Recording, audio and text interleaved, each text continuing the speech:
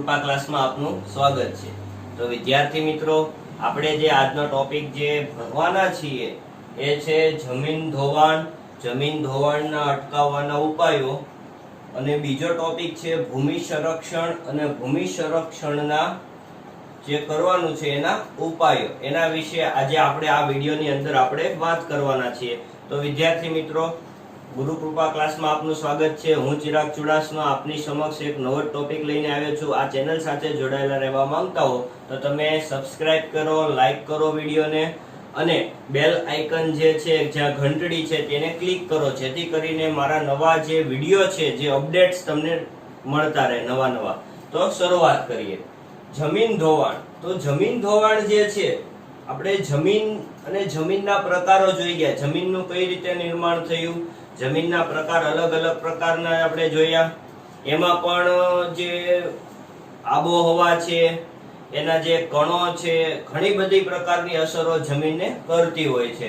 તો આવું જમીન જે ધોવાણ છે, તો જમીન ધોવાણ એટલે શું, પેલા આપણને પ્રશ્ન થાય તો એની વ્યાખ્યા એમ કહી શકાય કે જમીનના કણો, આપણે જોયું ને કે જમીન શેની બનેલી છે, તો કે નાના નાના કણોની બનેલી છે। તો આ જમીનના કણોની ગતિશીલ હવા કે પાણી દ્વારા, જો જે જમીનના જે નાના નાના કણો છે, અથવા કઈ રીતે જાય કે આપણે ધૂળની ડમરી ઉડતી જોઈ હશે, અથવા પાણીના કારણે પણ જમીનનું શું થતું હોય, ધોવાણ થતું હોય છે। કારણ આપણને વરસાદ આવે એટલે પાણી ભરાઈ જતું હોય છે વિસ્તારમાં, પાણી ઓસરી જાય એટલે પાણી નીકળી જાય છે, પછી શું તો કે ત્યાં અલગ અલગ પ્રકારની જમીનો જોવા મળે છે, માટી જોવા મળે, ક્યાંક કાંકરા જોવા મળતા હોય છે। તો આમાં શું તો કે હવા અથવા પાણી દ્વારા એક સ્થળેથી બીજા સ્થળે શું થાય છે, સ્થળાંતર થાય। શું થાય? સ્થળાંતર એટલે શું? એક જગ્યાએથી બીજી જગ્યાએ જવું। તો માટીના જે કણો છે તે શું થાય છે, એક જગ્યાએથી બીજી જગ્યાએ જાય, કા હવા દ્વારા, ગતિશીલ હવા દ્વારા અથવા પાણી દ્વારા। એને શું કહેવાય? જમીન ધોવાણ તરીકે આપણે એને ઓળખીએ છીએ। ઉપરનું પડ બનતા વર્ષો સમય લાગે છે। જમીન છે બરોબર, એનું જે ઉપરનું જે આખું લેયર બન્યું એને કેટલો બધો સમય લાગે। આપણે 8મા ધોરણની અંદર ભણ્યા હતા કે પૃથ્વી છે એ સૂર્યમાંથી અલગ પડ્યું એટલે અગન ગોળો હતો, કરોડો વર્ષ, લાખો વર્ષો વીયા ગયા, પછી ઠંડુ પડ્યું, ધીમે ધીમે એની અંદર વાતાવરણનું નિર્માણ થયું, એટલે કેટલા વર્ષ લાગે છે? કેટલા બધા વર્ષો, લાખો કરોડો વર્ષ લાગે છે। શું તો કે જમીનનું જે આખું ઉપરનું જે પડ છે એને બનતા। એમાં ઘટના શું થાય કે ભારે વરસાદ કે તોફાન, પવનોથી જમીનના કણો થોડા દિવસોમાં ખેંચાઈ જાય તો ખેત ઉત્પાદન ઘટે છે। ઘટના શું થાય છે કે જમીનનું જો ધોવાણ થઈ જાય એક જગ્યાએથી બીજી જગ્યાએ, એટલે આમાં તકલીફ એ છે કે જે ફળદ્રુપતા જે છે, દાખલા તરીકે શેના માટે હાનિકારક છે, તો કે ખેત માટે। તો ખેતર જે હોય છે એની અંદર શું હોય છે, તો એ પ્રકારના ત્યાં કણો હોય છે, ખાતર નાખવામાં પણ આવતું હોય છે, ફળદ્રુપ જમીન હોય। તો આ ફળદ્રુપ જે ઉપરનું જે પડ હોય, જમીનમાં વરસાદ આવે, પવનના દ્વારા શું થઈ જાય, ધોવાઈ જાય છે, ઘસાઈ જાય છે આખો, એટલે બધું જે ફળદ્રુપ જે જમીન હોય છે બધું શું થઈ જાય, ધોવાણ થઈ જતું હોય, એટલે જે જમીનની જે કાર્યક્ષમતા છે ને એ કેવી થઈ જાય, સાવ ઘટી જાય છે। એટલે એમ કીધું કે ભાઈ થોડાક દિવસમાં ખેંચાઈ જાય ને ખેત ઉત્પાદનમાં શું થઈ જાય, ઘટાડો થઈ જાય છે। આપણને ખ્યાલ છે ધીમે ધીમે, જો એમાં અમુક સમયે છે ને ખેતરની અંદર તમારે એની અંદર કા સેન્દ્રિય પદાર્થ એની અંદર મૂકવું પડે, કા ખાતર એની અંદર નાખવું પડે। આવું ક્યાંક ને ક્યાંક બધા ખેડૂતો નહીં કરતા હોય છે। શું લેવા? કારણ કે એની ફળદ્રુપતામાં શું કરવાનું હોય છે, વધારો કરવાનો, તો જ આપણે પાક છે એ સારી રીતે લઈ શકીએ।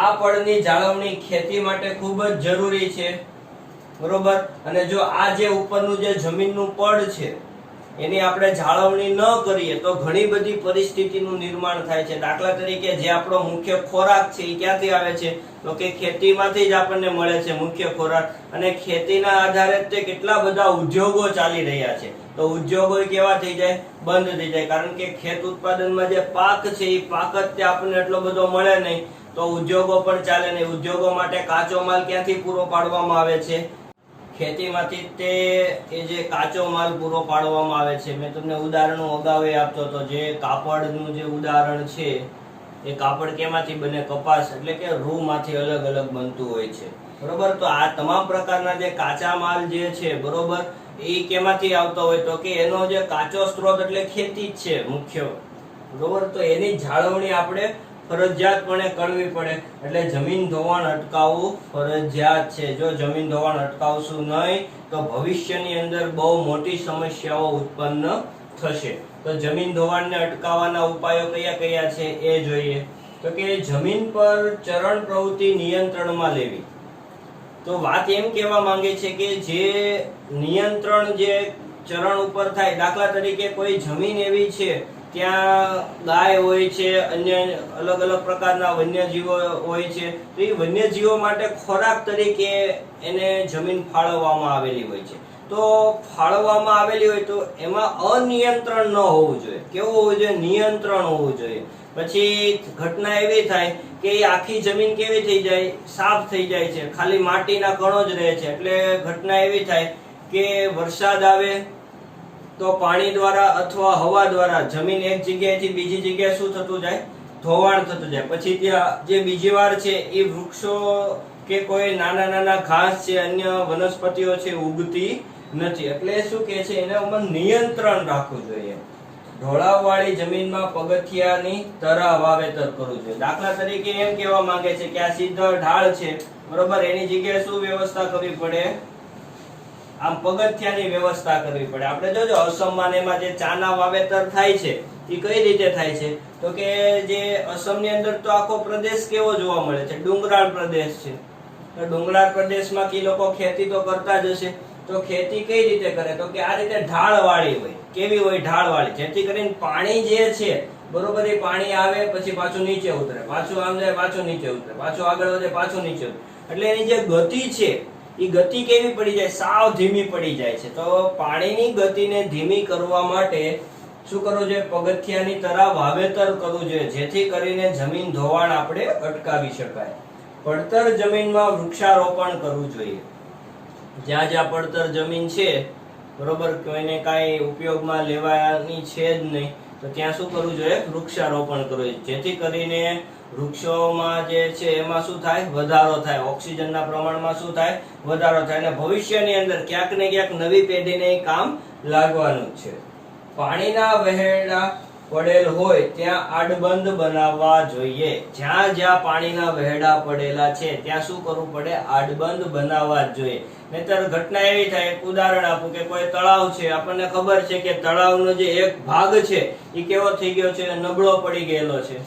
તો તળાવના નબળા ભાગને ખબર છે, પરંતુ આપણને એમ થાય કે ત્યાં ક્યાં આટલો બધો વરસાદ, ત્યાં સુધી પાણી પહોંચતું નથી. પણ એ તે વર્ષની અંદર ફૂલ વરસાદ પડે તો ધીમે ધીમે કરતું પાણી બહાર નીકળે, અને એક જગ્યાએથી પાણી બહાર નીકળે એટલે શું થાય? જમીન છે એની સાથે સાથે ખેંચતી જાય છે. જમીન એક જગ્યાએથી બીજી જગ્યાએ એનું ધોવાણ થતું જાય.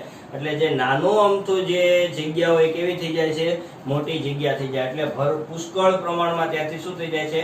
પાણી બહાર નીકળે છે, અને જમીન ધોવાણ પણ વધારે થાય છે, જાનમાલની હાનિ પણ બનતી હોય છે. પાણીનો વેગ ધીમો પાડવા ઢાળવાળા ખેતરમાં ઊંડી ખેડ કરવી જોઈએ. આમાં જે વાત કરી પગથિયા સ્વરૂપે, પરંતુ એ લોકો હજી એક નવો ઉપાય આપે છે. આ રીતે આમ પગથિયા હોય છે, બરોબર, પછી આગળ વધે ને એટલે પાછી જમીન આવે. આ રીતના પગથિયાની વાત કરી છે. એટલે શું કહેવા માંગે છે કે ઊંડી ખેડ કરવાની, જેથી કરીને જે માની લો કે જમીન ધોવાણ થાય તો એ ક્યાં સુધી થાય? અહીંયા સુધી ન થાય. તો એ જમીન તો ત્યાં ને ત્યાં જ રહેવાની છે ને. જે સ્તર જે આવશે પાણીનું ઊંચું આવશે, જમીનનું સ્તર ઊંચું નહીં આવે. જમીનનું સ્તર ઊંચું આવે, અમુક કણો હોય ધીમે ધીમે ઉપર આવતા એક જગ્યાએથી બીજી જગ્યાએ જાય, પણ તમામ પ્રકારને જે કણો હોય શું બહાર જતા રહે? નહીં, ન જતા રહે. એટલે પાણીનું સ્તર જ તે ધીમે ધીમે આગળ વધતું જાય. આ રીતની એક વ્યવસ્થા કેમાં કરવામાં આવી છે? જમીન ધોવાણ અટકાવવા માટે. તો આ ખાસ અગત્યનું છે. જો જમીન ધોવાણ અટકાવવામાં ન આવે તો ભવિષ્યની અંદર કે વર્તમાન પરિસ્થિતિની અંદર ઉદ્યોગો ઉપર એટલે માનવ જરૂરિયાત ઉપર, માનવનું જે જીવન છે એના ઉપર ખૂબ જ મોટી અસર થવાની છે. પછી આગળનો પોઈન્ટ જોઈએ, ભૂમિ સંરક્ષણ. તો ભૂમિ સંરક્ષણ કરવું પણ અનિવાર્ય છે. જેમ જમીનનું જે ધોવાણ છે, બરોબર, એ તો ખાલી જે આપણે ધોવાણ અટકાવ્યું, સંરક્ષણ તો કરવું પડશે ને. તો ભૂમિ સંરક્ષણ એટલે શું? જમીનનું ધોવાણ રોકીને ગુણવત્તા જાળવી. જે જમીન છે, બરોબર, એનું આપણે ધોવાણ અટકાવી દીધું, તેની હવે આપણે ગુણવત્તા તો જાળવવી પડશે ને. એની જે ગુણવત્તાને વધારે એની જે ફળદ્રુપતા કઈ રીતે વધે એનો વિચાર આપણે કરવો જોઈએ. એટલે એને શું કહેવાય? ભૂમિ સંરક્ષણ કહેવામાં આવે છે. માટીના કણોને મૂળ જગ્યાએ જાળવી રાખવા એનો મુખ્ય ઉદ્દેશ.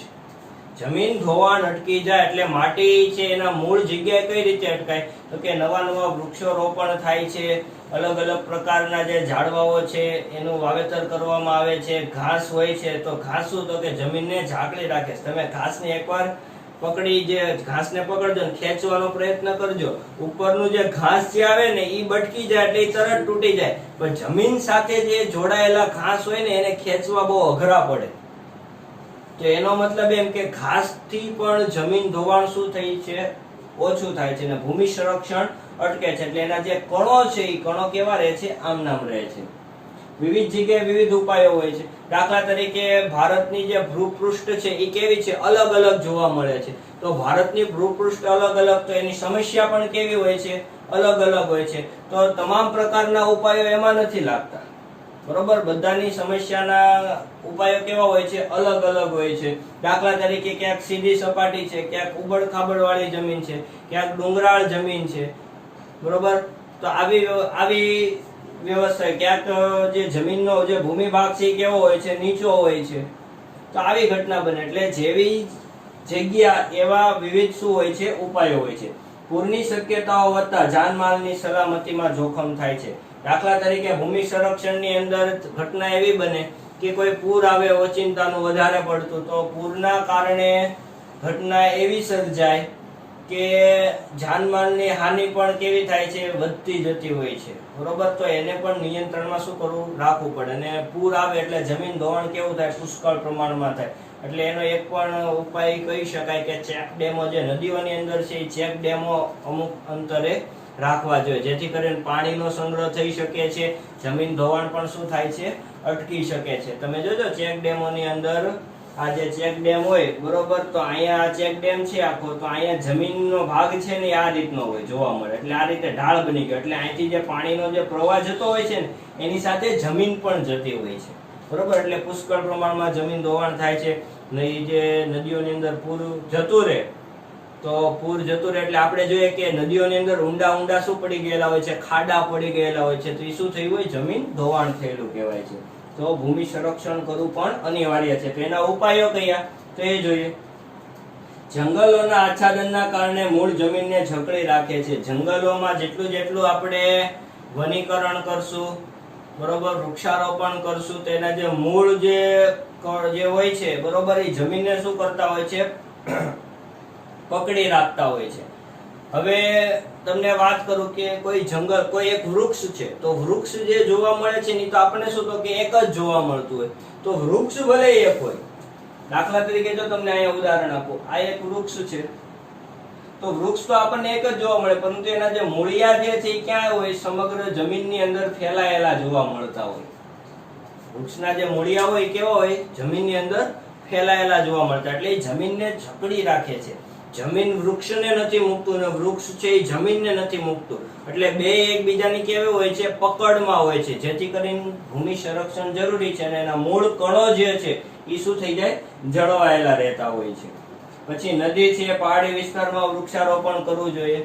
નદી વિસ્તાર હોય, પહાડી વિસ્તાર હોય, બરોબર? નદી વિસ્તારમાં તો વૃક્ષારોપણ એટલે કરવાનું છે. મેં તમને ઉદાહરણ આપ્યું એમ કે પૂર જતું રહે એટલે ખાડા પડી જાય છે, તો એની ગુણવત્તા કેવી થાય? જળવાવી તો જોઈએ જ તે, અને ન જળવાય તો કાંઈ કામનું નહીં, બરોબર? એટલે અને જ્યાં જ્યાં નજીકનો વિસ્તાર એવો હોય, પહાડી વિસ્તાર હોય, ત્યાં પણ વૃક્ષારોપણ કરો, જેથી કરીને ભૂસ્ખલનની જે પ્રક્રિયા છે ને એ પણ એના કારણે થતી. એટલે મૂળ જે એનું જે ધીમે ધીમે જમીન ધોવાણ થાય એટલે એની ફળદ્રુપતા ઘટી જાય, એની કાર્યક્ષમતા પણ શું થઈ જાય છે? ઘટી જાય છે. એટલે ઝડપથી એનું શું થઈ જતું હોય? ધોવાણ થતું હોય છે. રણની નજીક વૃક્ષારોપણ કરવું. જ્યાં જ્યાં રણ જોવા મળે છે ત્યાં વૃક્ષારોપણ કરવું જોઈએ. હવે દાખલા તરીકે જો રણને આગળ વધતું અટકાવવું હોય તો ત્યાં વૃક્ષારોપણ કરવું ફરજિયાત છે. જો ત્યાં વૃક્ષારોપણ કરવામાં ન આવે તો આપણને ખ્યાલ જ છે કે રણ વિસ્તારની અંદર પવન જ્યારે આવે એટલે ધૂળની શું ઉડતી હોય છે? ડમરીઓ ઉડતી હોય. એટલે ધીમે ધીમે રણ કેવું થતું જાય? આગળ વધતું જાય. તો જેમ જેમ રણ આગળ વધે એમ જમીનની જે ફળદ્રુપતા કેવી થઈ જાય? ઘટી જાય. કારણ કે રણ જે છે એ કેવું હોય? ક્ષારીય હોય છે. કેવું હોય છે? ક્ષારીય. તો જમીનની ફળદ્રુપતા કેવી કરી નાખે છે? સાવ ઘટાડી દે છે. એટલે ત્યાં ફરજિયાતપણે વૃક્ષારોપણ કરવું જોઈએ. અને જો ત્યાં વૃક્ષારોપણ કરવામાં ન આવે તો ધીમે ધીમે કરતું રણ ક્યાં વધતું જાય?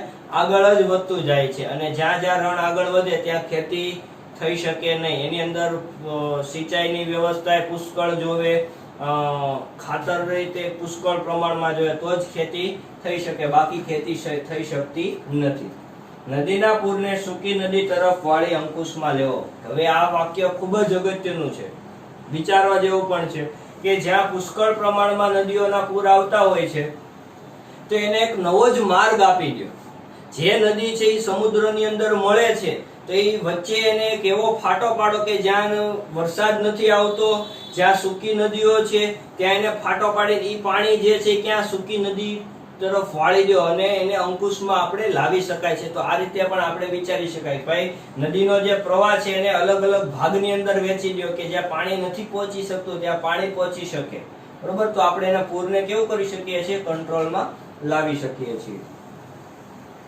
અનિયંત્રિત ચરણને અટકાવવું જોઈએ. જ્યાં જ્યાં અનિયંત્રિત ચરણ છે, હવે આપણે નિયંત્રિતમાં ચરણ કરવું જોઈએ. અનિયંત્રિત હોય એટલે જમીનની જેટલી ચરણ પ્રવૃત્તિ થાય ત્યાં ખેતીનું જે ફળદ્રુપતા હોય ને ધીમે ધીમે શું થતી જાય? ઘટતી જાય છે. પછી ફોફલો આખો કેમ એક પડ કહેવાય એની જેવું બનતું જાય. ફળદ્રુપતા ન હોય, જમીનની જે કાર્યક્ષમતા છે કેવી થઈ જાય? સાવ ધીમે ધીમે કરતી ઘટતી જાય છે. તો એને અનિયંત્રિત જ્યાં હોય ત્યાં નિયંત્રિત કરવું જોઈએ.